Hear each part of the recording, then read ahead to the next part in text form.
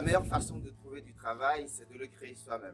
Oui, l'entrepreneuriat s'impose aujourd'hui comme l'unique solution durable et efficace à la problématique de la pauvreté et du chômage. Beaucoup le savent, mais très peu osent franchir le pas. La grande question, c'est pourquoi. Pourquoi beaucoup brûlent d'envie, mais n'osent pas se lancer? Je m'appelle Edem Safri, je suis consultant formateur en entrepreneuriat, entrepreneur, et je me fais le plaisir dans cette vidéo de partager avec vous 10 freins, 10 choses qui empêchent les gens de passer à l'action, ainsi que des propositions de solutions. Si vous êtes prêts, on est parti. Frein numéro 1, votre statut. Vous vous dites, je suis étudiant, je suis employé, je ne peux pas me lancer. Vous savez, ce statut comporte des avantages. Quand on est étudiant, on n'a pas une réputation à défendre, comme quelqu'un qui a derrière lui 5, 10, 20, 30 ans de carrière et qui cherchera à tout prix à éviter de se salir en fait. Vous avez la possibilité, quand vous êtes étudiant, de faire vos erreurs parce que vous avez encore du temps devant vous pour vous rattraper. Ce n'est pas fini. Vous avez autour de vous un écosystème, vos collègues, vos enseignants, vos amis, que vous pouvez exploiter pour tester votre idée, pour tester le marché, pour vérifier si votre produit va marcher ou pas. Si vous êtes employé, c'est pareil. Ce statut comporte également des avantages. Vous avez la possibilité de faire vos erreurs, toutes vos erreurs dans l'entreprise où vous êtes. Vous pouvez sortir, aller vers les autres, voir comment on gère la comptabilité, comment est-ce qu'on gère les clients, comment est-ce que se gère la communication, comment est-ce qu'on vend, comment est-ce qu'on gère les réclamations, etc. Vous avez toutes les possibilités d'apprendre, de développer beaucoup de compétences au lieu de rester uniquement à votre poste et de ne faire que votre travail. Vous pouvez également décider de négocier avec votre employeur, si possible, pour avoir un peu de temps à consacrer à votre projet, quelques heures par semaine s'il le faut. Et donc, beaucoup le font, c'est possible d'être étudiant, d'être employé et de lancer son projet. Je l'ai fait aussi et je suis sûr que vous pouvez le faire. Frein numéro 2, je n'ai pas assez de temps. Vous savez, nous disposons tous de 1440 minutes par jour et pourtant, beaucoup s'en sortent mieux que d'autres. On a toujours le temps pour tout ce qui est important pour nous. C'est une question de priorité. Imaginez que vous devez mettre dans un grand bocal des balles de tennis, des graviers, du sable et de l'eau. Que se passerait-il si vous mettez d'abord le sable? Les autres éléments auront du mal à trouver de la place. Par contre, si vous intervertissez l'ordre et que vous trouvez la bonne façon de faire arriver les différents éléments, eux tous, ils peuvent tenir dedans. Et donc, c'est important de voir comment est-ce que vous remplissez vos journées. Faites une pause, scannez vos journées comme on le fait avec nos ordinateurs. Essayez de voir tout ce qui vous bouffe réellement le temps. Rachetez le temps sur toutes les tâches inutiles, sur toutes les tâches qui ne vous font pas avancer. Éliminez tous ces parasites, planifiez vos journées, ayez un emploi du temps qui vous permette de réaliser votre rêve. Frein numéro 3, votre personnalité. Vous vous dites, je suis timide, je n'ai pas le verbe facile, je n'aime pas prendre des risques, je suis introverti, je ne supporte pas la pression. C'est déjà un début. Vous arrivez à mettre le doigt sur le problème, c'est-à-dire que vous pouvez facilement trouver la solution. Décidez de changer. Élaborez un plan d'action clair qui vous permette de travailler sur vous et aller étape par étape. Savourez chaque étape, savourez vos succès, savourez vos réussites, votre progression. Et faites-vous entourer par des gens qui vous obligent à avancer, qui vous tirent vers le haut, vers la réalisation de ce rêve, vers cette transformation, cette métamorphose que vous voulez enclencher dans votre parcours. Frein numéro 4, oh, je tombe tout le temps malade, j'ai une santé très fragile. Et ce que je vous suggère, c'est d'expérimenter la puissance du cerveau collectif, de l'entraide, de la solidarité. Trouvez une équipe compétitive, compétente, engagée, qui est passionnée par votre rêve, par vos valeurs, qui a envie de se lancer avec vous. Tissez des relations de complicité avec chaque membre de cette équipe et vous pourrez faire des merveilles malgré votre état de santé fragile. Frein numéro 5, la pression sociale. Vous n'êtes peut-être pas soutenu dans votre projet. Votre entourage n'est pas très enthousiaste à l'idée que vous voulez entreprendre, développer. Il se peut que ce soit votre conjoint, que ce soit vos parents ou que ce soit vos amis qui ne sont pas trop contents de cette nouvelle aventure dans laquelle vous voulez vous lancer. Il se peut que ce soit juste une peur, une volonté de vous protéger, de vous maintenir en sécurité. Prenez courage. Je vous invite à jouer la carte de la communication.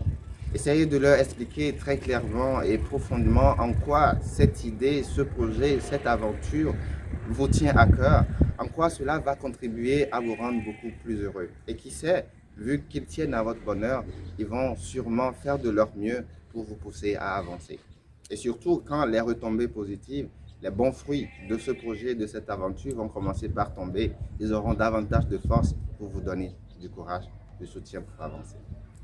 Frein numéro 6, l'autorité technique. Vous vous dites, je ne maîtrise pas vraiment l'activité dans laquelle je veux me lancer.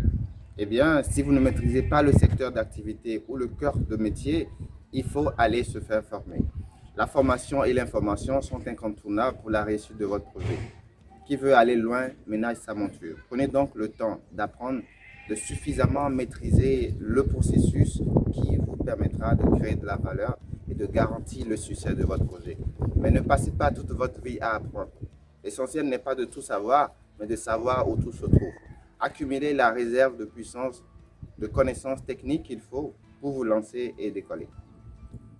Point numéro 7, votre réseau relationnel. Vous vous dites, je ne connais pas assez de gens, je n'ai pas assez d'amis, personne ne me connaît ici. Personne n'est né avec un carnet d'adresses enrichi. Vous devez tisser votre carnet d'adresses au fil de vos expériences. Sortez de vous, soyez là où les choses se passent. Vous ferez plus d'amis en 2 mois en vous intéressant aux autres qu'en 2 ans en attendant que les autres s'intéressent à vous. Soyez donc ouverts, allez vers les autres, faites le premier pas, saisissez les opportunités. Vous arriverez ainsi à créer un réseau relationnel dense qui vous aidera par un effet de levier à réaliser des exploits. Frein numéro 8, votre état d'esprit. Vous vous dites que c'est difficile, c'est compliqué, ça ne va pas pouvoir se faire. Vous avez raison. Que vous pensiez pouvoir le faire ou ne pas pouvoir le faire, vous avez raison. Les gagnants trouvent les moyens de réaliser leurs rêves, les perdants trouvent des excuses pour ne pas avancer. Vous êtes l'artisan de votre vie. Décidez d'y aller. Protégez-vous des influences pernicieuses de tous ceux qui ne vont pas dans la même direction que vous et demandez conseil auprès de ceux qui ont réussi. Ils peuvent vous aider à avancer. Point numéro 9, la peur. J'ai peur de vendre, j'ai peur de parler en public, j'ai peur de me retrouver sans le sou, j'ai peur d'être critiqué, trahi, ridiculisé, j'ai peur de donner raison aux envieux, aux jaloux, de briser des croyances locales, de briser des superstitions, de m'attirer les ennuis, j'ai peur d'échouer. Oui, la peur peut arriver, c'est un état d'esprit et considéré comme tel, on peut le contrôler. Identifiez ce qui vous effraie concrètement dans les scénarios et essayez de comprendre pourquoi vous vivez, vous ressentez cette peur. Élaborez un plan d'action clair et affrontez vos peurs. Vous n'allez pas fuir toute votre vie. Le pire que vous redoutez n'arrivera peut-être jamais. Et c'est encore ça l'importance d'avoir des gens qui ont déjà fait ce que vous avez envie de faire, qui vous accompagnent. Trouvez un coach, un mentor, quelqu'un qui vous aidera à avancer, à affronter ses peurs et à réaliser votre rêve. Frein numéro 10, le manque d'argent. Je n'ai pas assez d'argent pour me lancer. C'est vrai qu'il y a beaucoup de dépenses, qu'il y a des dépenses à faire sur la route, mais le plus important, ce n'est pas l'argent, le plus important, c'est vous. C'est la force de votre vision, c'est votre capacité à attirer à vous tout ce qui vous manque, à catalyser les choses, à amener les gens, les circonstances vers la réalisation de ce rêve, de cette aventure que vous voulez entreprendre. C'est important de travailler à devenir un bon entrepreneur, de travailler à la réalisation de ce projet à fort impact. Et quand il aura vraiment du potentiel, quand il va pouvoir intéresser les gens, beaucoup auront envie de mettre la main à la pâte, de mettre la main à la poche et de vous accompagner, même financièrement, pour la réalisation, parce qu'il ne s'agira plus que de vous, il s'agira de presque tout le monde, de la communauté, de la société. Voilà, nous sommes au terme de cette vidéo. Nous avons abordé 10 freins qui empêchent beaucoup de gens de se lancer, notamment le statut d'étudiant ou d'employé qui comporte des avantages qu'il faut mettre à profit pour se décoller. Nous avons parlé du manque de temps que beaucoup de gens ont. C'est beaucoup plus une question de priorité. Il faut revoir ses priorités et racheter le temps sur les tâches inutiles de la journée. Le troisième frein était votre personnalité, timide, introvertie et tout. Déjà, c'est bien de pouvoir mettre des mots dessus. Maintenant, il faut travailler à changer cette personnalité, déclencher toute la métamorphose qu'il faut. Le quatrième frein était votre santé qui est peut-être fragile. Vous pouvez mettre à contribution la puissance du cerveau collectif, trouver une équipe solide qui vous permette de réaliser quand même votre rêve. Cinquième frein, c'était la pression sociale. Vous n'êtes pas très soutenu. Jouez à la carte de la communication et surtout avec les bons fruits, les bons résultats que vous allez obtenir, vous aurez davantage de soutien.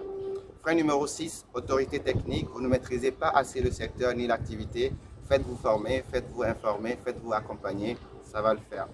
Frein numéro 7, le réseau relationnel. Vous ne connaissez pas assez de monde. Ce n'est pas en restant de chez vous que ça va changer. Il faut sortir, il faut aller vers les autres et vous allez pouvoir tisser votre réseau. Frein numéro 8, c'était l'état d'esprit. Vous pensez que c'est difficile. Arrêtez de penser que c'est difficile. Dites-vous que c'est facile. C'est d'ailleurs facile pour beaucoup de gens. Ils arrivent à le faire et vous pouvez aussi le faire. Changer d'état d'esprit. Frein numéro 9, la peur. Vous avez peur. Ce n'est qu'un état d'esprit et il peut se travailler. Chassez cette peur, affrontez-la. Faites-vous accompagner par des gens qui réussissent. Vous y arriverez. Frein numéro 10, le manque d'argent. L'argent est important, mais ce n'est pas le plus important. Le plus important, c'est vous. Travaillez votre personnalité pour attirer à vous tout ce dont vous avez besoin. Cette liste n'est évidemment pas exhaustive. Vous avez peut-être d'autres freins que vous pourrez nous suggérer. Nous nous ferons un plaisir de les récupérer pour améliorer cette vidéo. Je m'appelle Edem Safri. Je vous donne rendez-vous à très bientôt pour une prochaine vidéo. Et bon courage, plein succès dans vos projets. Merci.